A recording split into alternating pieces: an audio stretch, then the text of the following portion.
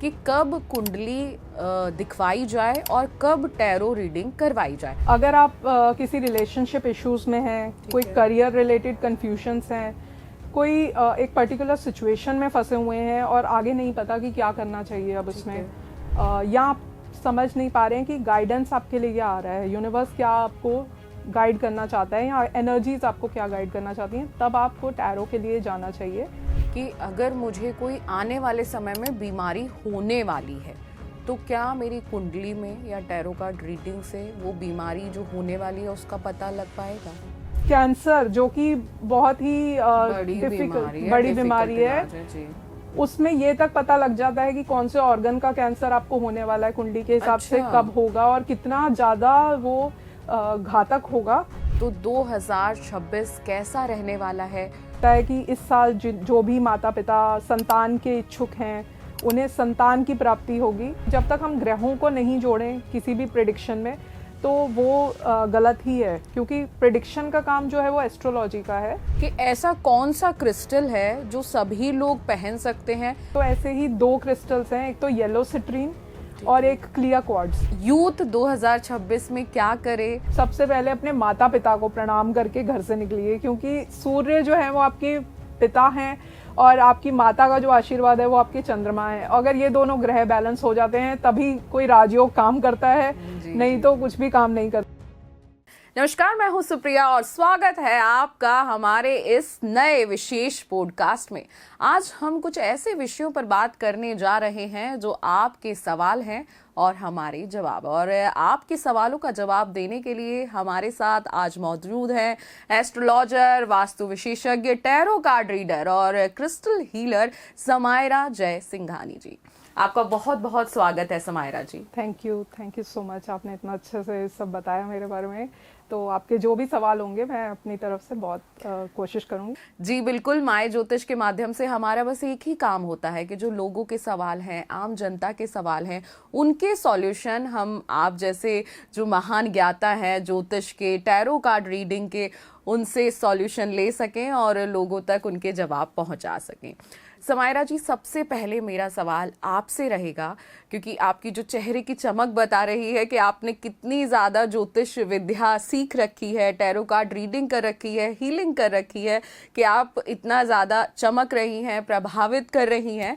तो सबसे पहले यही सवाल है कि आपकी शुरुआत जो वैदिक ज्योतिष की है, टैरो कार्ड रीडिंग की है, वो कहाँ से हुई और कैसे आपने निश्चय किया कि आपको इस फील्ड में आना है?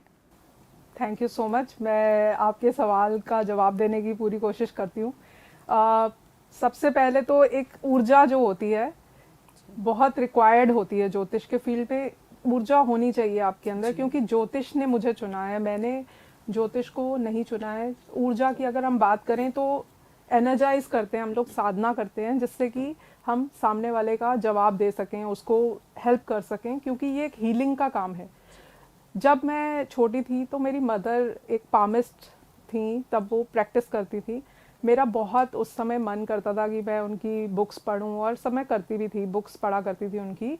मेरा उस समय बहुत रुचि थी ज्योतिष में। लेकिन ऐसा हुआ कि बाद में मैं जॉब लाइन में आ गई, डेटा एनालिस्ट बन गई एक मल्टीनेशनल फर्म में, और तब मैं सिर्फ वैसे ही प्रैक्टिस करती थी अपने फ्रेंड्स के साथ हॉबी के तौर पे।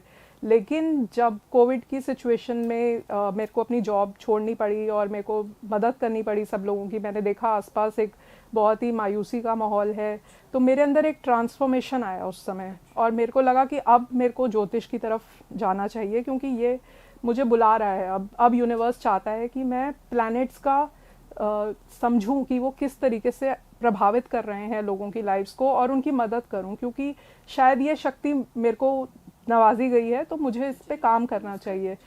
तो इसके लिए फिर मैंने आगे इस विद्या का अध्ययन करने के लिए आईकास जैसे इंस्टीट्यूट के साथ जुड़ी, जो कि पूरे इंडिया में अभी काम कर रहा है ज्योतिष से रिलेटेड। उनके साथ मैंने काफ़ी रिसर्च करी, काफ़ी काम किया इस लाइन में, और आज की डेट पे मैं ज्योतिष विशारद भी हूँ। वास्तु में भी एक बहुत अच्छी डिग्री है मेरे पास। तो इस तरीके से मैं इस लाइन में आती गई, और फिर मैंने देखा कि जो यूथ है वो थोड़ा सा करंट सिचुएशन से रिलेटेड उनके क्वेश्चंस और स्पेसिफिक एनर्जीज से रिलेटेड उनका जो जागरूकता है वो बढ़ रही है, जिसमें टैरो बहुत मदद करता है। जी। और उसमें मेरी साधना काम आ सकती है, तो मैंने उस लाइन को भी काफ़ी अच्छे से अध्ययन करके अपना इसमें एक जगह बनाई। लेकिन हाँ, इसमें ये कह सकते हैं कि एनर्जीज बहुत काम करती हैं, तो अगर मेरे को किसी को गाइड करना है तो इसलिए बहुत ज़रूरी है कि मेरी वाइब्रेशंस उससे काफ़ी ऊपर हों। जी। तो उसके लिए मुझे अपनी एनर्जीज को चार्ज करना पड़ता है और साधना करनी पड़ती है, तो वो इसलिए आपकी ऊर्जा भी इतनी जी। अच्छी है। जी, आपने जैसे अभी बताया कि आपने वैदिक ज्योतिष भी शिक्षा प्राप्त कर रखी है, वैदिक ज्योतिष की भी, और आप टैरो कार्ड रीडर भी हैं, तो दोनों का तालमेल बहुत अलग है। लेकिन यहाँ सवाल एक ये आता है कि कब कुंडली दिखवाई जाए और कब टैरो रीडिंग करवाई जाए। तो सबसे पहले आप बताइए कि कब हमें कुंडली दिखवानी चाहिए।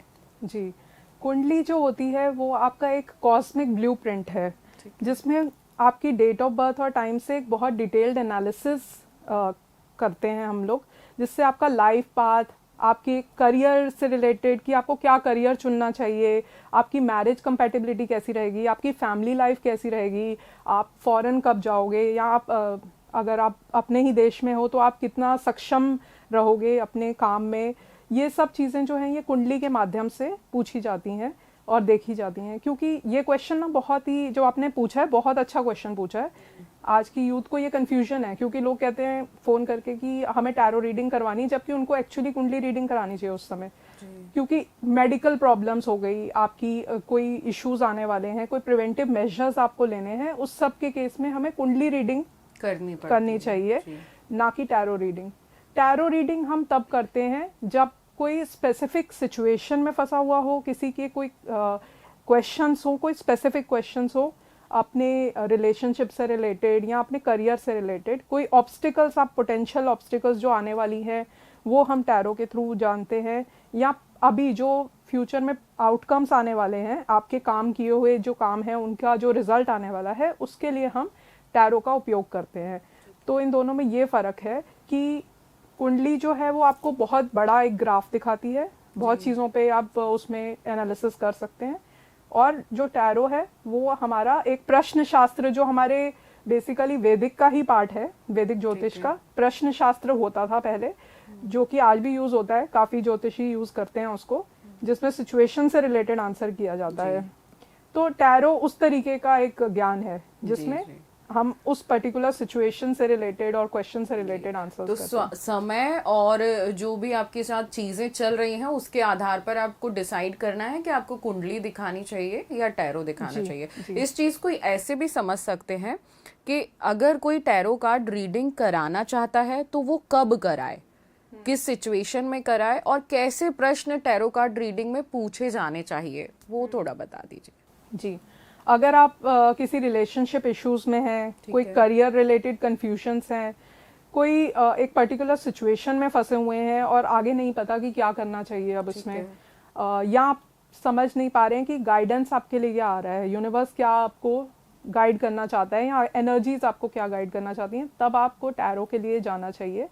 तो इसलिए इसमें ज़्यादातर जो है यूथ के क्वेश्चन, जैसे कि लव रिलेटेड इश्यूज हो गए, करियर रिलेटेड इश्यूज हो गए, ये कवर करते हैं हम लोग।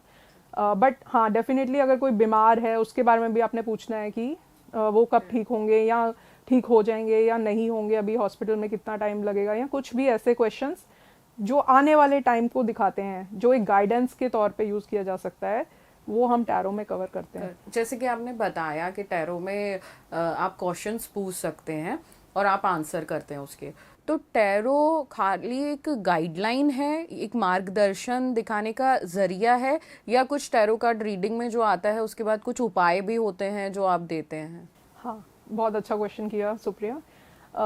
एक्चुअली क्या होता है, कुंडली रीडिंग जब हम करते हैं तो उसमें हम वैदिक रेमेडीज देते हैं ताकि आपके ग्रह बैलेंस हो जाए और कार्मिक बैलेंस बन जाए आपका, जिससे कि आपकी प्रॉब्लम सॉल्व हो जाए। टैरो जो है वो बिल्कुल अलग है, इसमें गाइडेंस दिया जाता है। पहले तो ना इसको एक फॉर्च्यून टेलिंग टूल की तरह यूज़ किया जाता था, लेकिन आज की डेट पे ये साइकोलॉजिकल इंसाइट्स जानने के लिए भी यूज़ किया जाता है, सेल्फ हेल्प के लिए भी यूज़ किया जाता है। तो टैरो में जो सबसे इम्पॉर्टेंट चीज़ें आती हैं वो गाइडेंस होता है, जिसको हम दर्शाते हैं गाइडेंस, क्योंकि ये टैरो रीडर के माध्यम से ही आपको मिलेगा, क्योंकि ये एंजल गाइडेंस होता है, यानी एनर्जीज जो है वो हमें बताती हैं और हम आपको बताते हैं।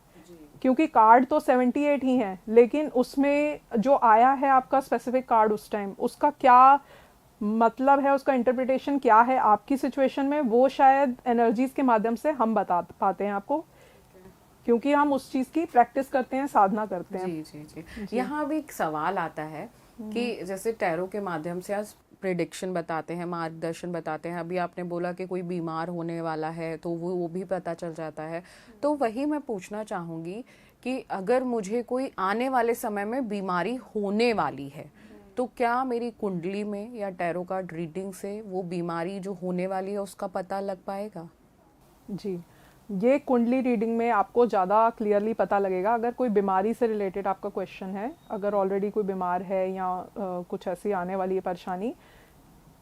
मैं इस पे भी एक क्वेश्चन आपका लूँगी, आगे बताएंगे इसमें और डिटेल्स पे, पर जो भी बीमारियां आने वाली हैं या उसका कोई सॉल्यूशन आने मेरे को दिखता है, वो वैदिक रेमेडीज से आपके लिए ज़्यादा असरदार होगा। हाँ, लेकिन क्योंकि मैं क्रिस्टल हीलर भी हूँ, तो क्रिस्टल्स भी बहुत मदद करते हैं हमारी आपकी हेल्थ को और मेडिकल कंडीशंस को बैलेंस करने में, specially anxiety, depression, BP, sugar, इन सबको बैलेंस करने में, एक प्रोटेक्शन देने में, एक बुरी नज़र से बचाने में क्रिस्टल्स बहुत हेल्प करते हैं। तो वो मैं जब टैरो में मुझे लगता है कि हाँ ऐसी कोई सिचुएशन आने वाली है, यानी अगर मुझे लव रिलेटेड इश्यूज भी अगर दिख रहे हैं तो उसमें भी क्रिस्टल्स मैं सजेस्ट करती हूँ। करियर रिलेटेड प्रॉब्लम्स दिख रही हैं, उसमें भी मैं क्रिस्टल्स से लोगों की मदद करने की कोशिश करती हूँ, बिकॉज मैं उस हीलिंग वाली लाइन में भी हूँ, तो हीलर की तरह मैं उनकी मदद करती हूँ। अच्छा जी। अगर जैसे मान लो कोई व्यक्ति बीमार है, उसे बहुत गंभीर बीमारी है और वो अपना इलाज भी करवा रहा है, लेकिन क्या ज्योतिष में ऐसी कोई विद्या है जिससे ज्योतिष शास्त्र से भी उसका इलाज हो सके? क्या कोई पूजा पाठ या रेमेडी ऐसा होता है? बिल्कुल, बहुत अच्छा क्वेश्चन पूछा, मैं इसी पे आने वाली थी।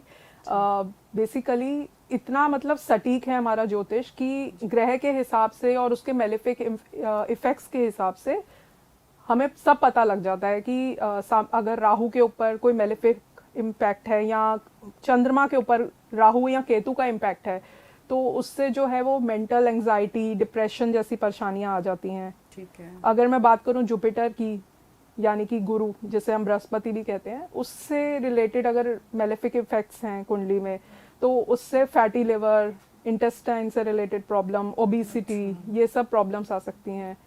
अगर मैं बात करूं शुक्र ग्रह की, अगर वो खराब है तो मधुमेह यानी शुगर की प्रॉब्लम हो सकती है। ठीक है। इस तरीके से अगर मंगल खराब है आपकी कुंडली में किसी वजह से, या राहु का इम्पैक्ट है मंगल के ऊपर या शनि का, तो उससे बीपी, ब्लड डिसऑर्डर्स, ये सब चीजें भी देखने को मिलती हैं। तो और यही नहीं सुप्रिया जी, इसके अलावा कैंसर, जो कि बहुत ही बड़ी बीमारी है, उसमें ये तक पता लग जाता है कि कौन से ऑर्गन का कैंसर आपको होने वाला है कुंडली के हिसाब से, कब होगा और कितना ज्यादा वो घातक होगा, ये भी पता लग जाता है। वो ठीक हो पाएगा या नहीं, ये सब कुंडली के माध्यम से पता लग जाता है। जी, क्योंकि मैं इस पे रिसर्च करती रही हूँ, तो काफ़ी चीज़ें इससे पता लगती हैं। हमने कुंडली देखी सोनाली बेंद्रे की, हमने बहुत लोगों की, ऐसे युवराज सिंह की कुंडली देखी, और इस तरीके से हमने नॉर्मल जनता जो है उनकी भी कुंडली देखी और उनका जो है थोड़ा रेमेडीज वगैरह से इलाज करने की कोशिश की, जिससे कि सफलता मिली, उनको फर्क पड़ा। जी, तो मतलब कुंडली में पहले से ही बीमारियों के बारे में प्रेडिक्शन होता है, और अगर कुंडली दिखाई जाए और हमें पता चल जाए कि कोई ये बीमारी हमें होने वाली है, तो उसका सॉल्यूशन भी आप दे सकते हैं। बिल्कुल। देखिए, वैसे तो भगवान ही सर्वोपरि है, पर कुछ कर्म हमारे ऐसे होते हैं जो मिट सकते हैं, जो हम बदल सकते हैं, तो वहाँ पे वैदिक रेमेडीज आपकी मदद करती हैं। और इतनी अच्छी रेमेडीज हैं हमारे शास्त्रों में कि जिनसे ऐसे घातक रोग भी ग्रह शांति के द्वारा ठीक किए जा सकते हैं। और कुछ ऐसे होते हैं जो कर्म आपके नहीं कटे जा सकते हैं, जो कर्म बहुत ही दृढ़ आपके हैं कि जिनको नहीं चेंज किया जा सकता, वहाँ पे कुछ आपको तकलीफ कम हो, उसके लिए भी क्रिस्टल्स और रेमेडीज बहुत असर करती हैं। जी, ये तो आपने बहुत ही अच्छी चीज़ बताई कुंडली के माध्यम से, क्योंकि देखिए ऐसी बीमारियों में पैसा भी लगता है और एक उम्मीद ही होती है कि ठीक हो जाए, लेकिन हम सनातन धर्म को फॉलो करते हैं, हिंदू धर्म को मानते हैं, तो वैदिक ज्योतिष में जो ऐसी चीज़ें हैं वो भी लोगों को पता होनी चाहिए कि बड़ी सी बड़ी बीमारी का भी इलाज यहाँ मिल जाता है। और वैसे आपने भी देखा होगा कि आजकल लोग जो है ज्योतिष को बहुत ज़्यादा मानने लगे हैं, चाहे वो टैरो कार्ड रीडिंग हो, चाहे हमारा वैदिक ज्योतिष हो। तो यही प्रश्न आता है कि ऐसा आखिर क्यों हुआ कि लोगों का बिलीव अब बहुत ज़्यादा बढ़ गया है, चाहे वो यूथ हो, पुराने लोग हो, नए लोग हो, सब ज्योतिष और टैरो कार्ड्स इन सबको बहुत मान रहे हैं। बिल्कुल। इसलिए हुआ है ऐसा क्योंकि अनसर्टेनिटीज बहुत बढ़ गई हैं सुप्रिया। एक ना टाइम ऐसा आ गया है जहाँ पे हमें पता नहीं है, प्लस क्वेश्चंस इतने आ रहे हैं माइंड में हर थोड़ी देर में, मतलब कुछ चेंजेस हो रहे हैं वर्ल्ड ओवर, इतनी प्रॉब्लम्स हो रही हैं। अभी गुरु जैसे एक अतिचारी होकर भ्रमण कर रहे हैं, तो उससे जो है चीज़ें बहुत जल्दी परिवर्तित हो रही हैं। मतलब इतनी स्पीड पे गुरु की चाल है इस समय, जिससे कि एआई टेक्नोलॉजीज वगैरह में इतना जल्दी जल्दी बदलाव आ रहा है। फिर मंगल और शनि का कहीं ना कहीं तालमेल होके विश्व में जैसे अशांति फैली हुई है, तो ऐसी परेशानियां इतनी ज़्यादा हो रही हैं कि यूथ का एक इंक्लिनेशन इस तरफ बढ़ रहा है, स्पिरिचुअलिटी की तरफ। आई थिंक वो एक तो गुरु के अतिचारी होने से भी धर्म और रिलीजियस एक्टिविटीज़ की तरफ ध्यान जाता ही है, पर बाकी ग्रह भी क्योंकि इस समय ऐसी पोजीशन में हैं जिसकी वजह से ट्रांसफॉर्मेशन और काफ़ी वायलेंस, काफ़ी टर्बुलेंस हो रखा है दुनिया में, तो जिसकी वजह से सोसाइटल जो इंटरेस्ट है वो बढ़ रहा है। Plus again the same thing कि जो टेक्नोलॉजी के बढ़ने से जो एक सोशल मीडिया विजिबिलिटी बहुत बढ़ गई है, उससे लोगों को पता चल रहा है। जैसे मैं आपके माध्यम से अभी मैंने टैरो और ज्योतिष का फ़र्क बताया कि क्या फ़र्क है दोनों में, इसी तरीके से काफ़ी चीज़ें हम मतलब सोशल मीडिया पे देख रहे हैं, जिससे कि हमारा इंटरेस्ट और बढ़ रहा है और हम जान पा रहे हैं। अब आज की डेट पे मुझे जब फ़ोन करते हैं लोग, तो वो प्रिपेयर्ड होते हैं, उनको पता होता है कि हमें क्या पूछना है। जी, वही सोशल मीडिया का ही एक ऐसा माध्यम बना है जिससे हम लोगों को पता चल पाया है और हम लोगों को बता पा रहे हैं कि ज्योतिष और कुछ रीडिंग्स ऐसी होती हैं जिससे आप अपने भविष्य जान सकते हैं, आपको भविष्य में क्या करना है, क्या गाइडेंस करनी चाहिए, क्या आपको अपनाना चाहिए, क्या उपाय करना चाहिए, वो हम पहुंचा पाते हैं। अब यहाँ एक सवाल आता है, आपने जैसे चर्चा की कि बहुत सारे बर्डन्स हैं। 2025 में भी हमने देखा कि बहुत सारी उथल पुथल हुई, बहुत सारी दुखद घटनाएं हुई, लेकिन अगर हम 2026 की बात करें तो 2026 कैसा रहने वाला है? कौन ग्रह 2026 का मंत्री रहेगा, कौन सा ग्रह 2026 का राजा रहेगा, वो थोड़ा सा बताइए। जी, आपने जो क्वेश्चन मुझसे अभी पूछा है ये पंचांग से रिलेटेड, हमारा जो हिंदू पंचांग है उसमें एक पहले से ही हम एक मंत्री ग्रह चुन लेते हैं और एक राजा ग्रह होता है एज पर प्लानिटरी पोजीशंस। तो इस समय जो 2026 का जो राजा बनेगा ग्रह वो है बृहस्पति। अच्छा, तो बृहस्पति के बढ़ने से क्या होगा, जो इनकी जो कंट्रोलर शक्ति है उससे विश्व में रिलीजियस, स्पिरिचुअल ये चीज़ें बढ़ेंगी। जी, स्पिरिचुअलिटी की तरफ जाएंगे हम, एजुकेशन की तरफ इम्पोर्टेंस बढ़ेगी, रिलीजन की तरफ इंटरेस्ट बढ़ेगा। और अगर बात करें मंत्री की, तो मंत्री बन रहे हैं मंगल। तो अगेन यहाँ पे थोड़ा सा political and international turbulence and थोड़ा बहुत इंटरवेंशंस दिखती हैं। लेकिन गुरु का यहाँ पे अच्छा होना, प्लस वो थर्ड साइन में जो स्टार्टिंग ऑफ द ईयर में है, जेमिनाई साइन में, मिथुन राशि में, उससे नेबरिंग कंट्रीज के साथ रिलेशनशिप्स अच्छे होंगे। एंड जो एआई टेक्नोलॉजीज हैं, आर्टिफिशियल इंटेलिजेंस, कम्युनिकेशन स्किल्स, ये सब बढ़ेंगी, जो कि एक अच्छी बात है। सेकेंड हाफ में मुझे दिखता है कि डोमेस्टिक इश्यूज को रिजॉल्व करने के लिए पहल होगी और जो देश में जो अपनी परेशानियां चल रही हैं उनको सुलझाने के लिए काम होगा, क्योंकि जुपिटर हमारा फोर्थ साइन में जाएगा, यानी कर्क राशि में जाएगा। एंड ऑफ द ईयर में मुझे दिखता है कि इस साल जो भी माता पिता संतान के इच्छुक हैं उन्हें संतान की प्राप्ति होगी, क्योंकि बहुत ही अच्छे ऐसे कॉम्बिनेशंस बने हुए हैं इस साल, जिससे कि संतान की जिनको प्रॉब्लम है वो प्रोजेनी रिलेटेड वो सॉल्व होंगी। जी, तो मतलब ओवरऑल ये साल कैसा रहने वाला है? क्योंकि 2025 में तो बहुत उथल पुथल देखी, जनवरी में महाकुंभ हुआ, वहाँ बहुत सारी चीज़ें ऐसी हुई जो बहुत अपसेट करने वाली थी। फिर कुछ ना कुछ ऐसी आगजनी की घटना हो गई, कोई दुर्घटना में कई लोग गए। अभी बीते दिसंबर के महीने में कई चीज़ें ऐसी घटनाएं हुई, एक्सीडेंट हुए। ऐसा 2026 में कुछ देखने को मिलेगा या 2026 थोड़ी सी शांति लेकर आएगा? शांति लेके आएगा, पर थोड़ा सा गर्म रहेगा मौसम। क्योंकि मंगल का इम्पैक्ट है तो गर्मी होना स्वाभाविक है, प्लस इसका कॉम्बिनेशन मिला के सूर्य का नंबर बनता है। तो वो एक चीज है। पर एजुकेशन और रिलीजन की तरफ जो है वो इस समय ज्यादा फोकस होगा, तो वो मुझे एक अच्छा पॉइंट लगता है कि हाँ, धर्म कर्म में मन लगेगा और थोड़ा सा चीजें नॉर्मलाइज होंगी। स्पिरिचुअलिटी की तरफ जाएंगी चीजें जी, क्योंकि ये तो देखा गया है कि जैसे जैसे जैसे 2025 में भी देखा गया, आप 26 भी आप बता रहे हैं कि लोग धर्म की तरफ ज्यादा बढ़ रहे हैं। जैसे मैंने कहा भी कि ज्योतिष की तरफ लोगों का झुकाव बढ़ रहा है, टैरो कार्ड रीडिंग को भी लोग बहुत ज्यादा मानने लगे हैं। बहुत सारे लोगों का, हमारे दर्शकों का प्रश्न आता है कि एक टाइम में टैरो कार्ड रीडर से हम कितने सवाल पूछ सकते हैं, और अगर हमने एक सवाल आज पूछा है, ठीक है, आज मैंने आपसे कोई सवाल पूछा और वही मैं 4 दिन बाद पूछती हूँ, तो सेम कार्ड तो आएगा नहीं, कार्ड्स में अंतर हो जाएगा। तो कैसे हम उसको माने कि ये जो रीडिंग हमारे लिए आई है वो सही रहेगी? एक्चुअली क्या होता है, टैरो कार्ड में एनर्जीज का खेल होता है, इंट्यूशन का खेल होता है। तो वो एनर्जीज मेरी भी इन्वॉल्व होती हैं और सामने वाले की भी इन्वॉल्व होती हैं। तो डेफिनेटली अगर आप सही पर्सन के पास टैरो रीडिंग के लिए जा रहे हो और एनर्जीज जैसे साधना से मैं रिचार्ज करती हूँ, तो बहुत फ़र्क पड़ जाता है जब रीडिंग आती है। अब टैरो जो है वो एक शॉर्ट टर्म आउटकम्स आपको दिखा देता है, आपकी पोटेंशियल ऑब्स्टिकल्स दिखा देता है।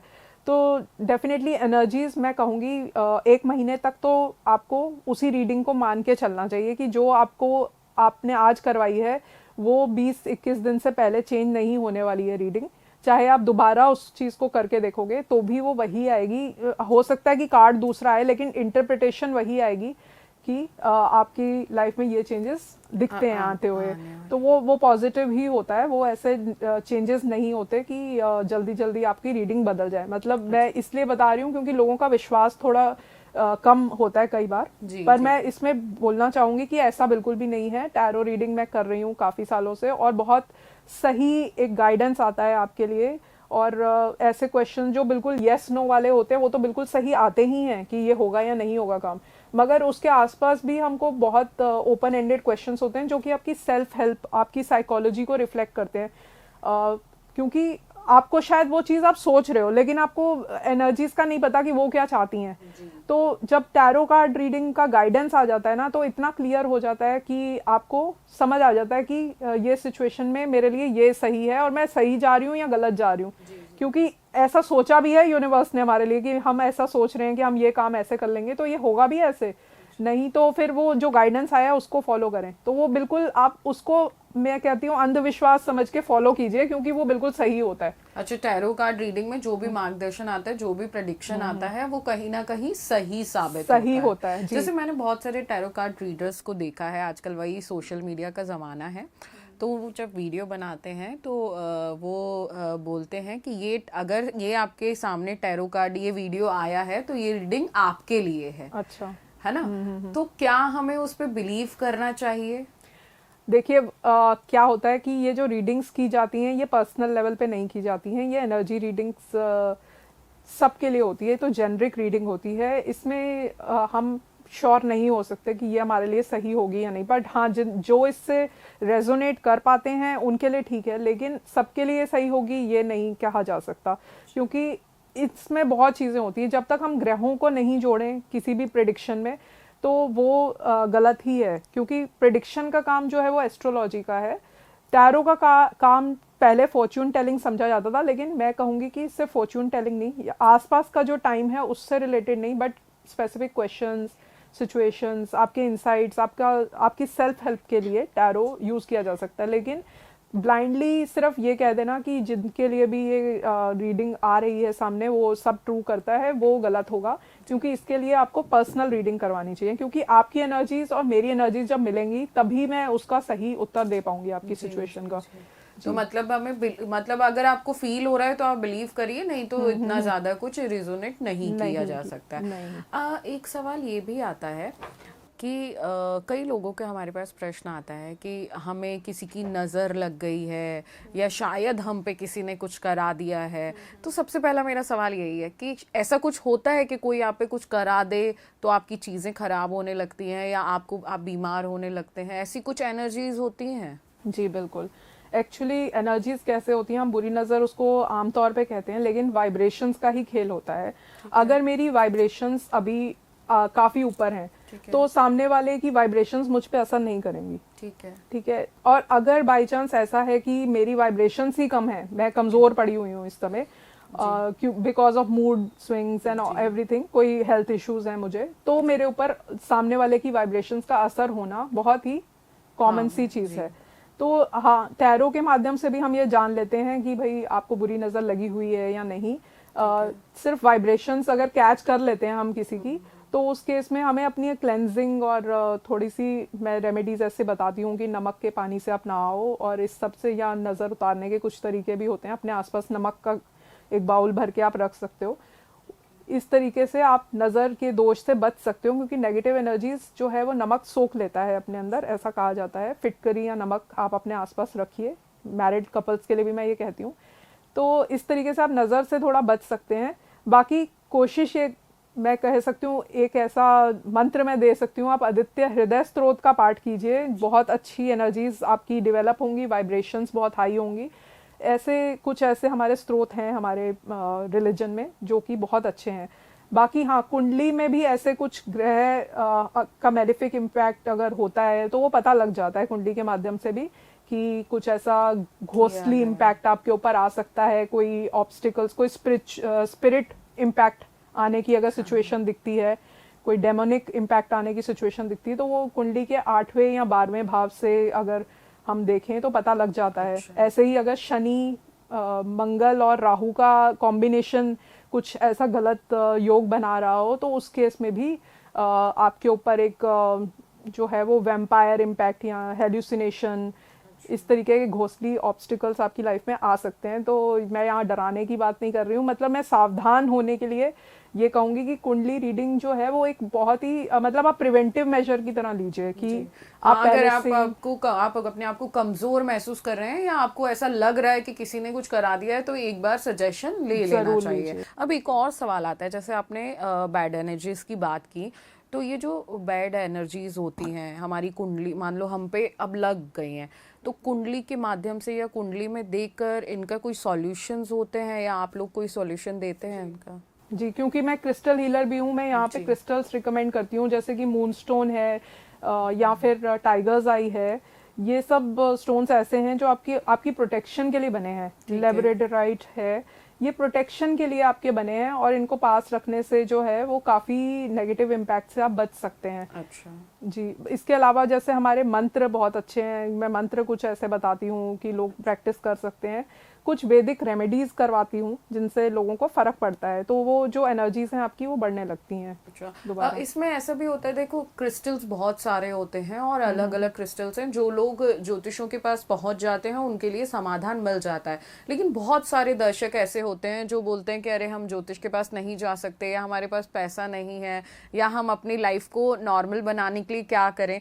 तो उन्हीं के लिए मेरा ये प्रश्न है कि ऐसा कौन सा क्रिस्टल है जो सभी लोग पहन सकते हैं, एक तो अपने लाइफ में खुशहाल रहने के लिए, अपनी लाइफ नॉर्मल जीवन बिताने के लिए, और दूसरा बुरी एनर्जी से बचने के लिए?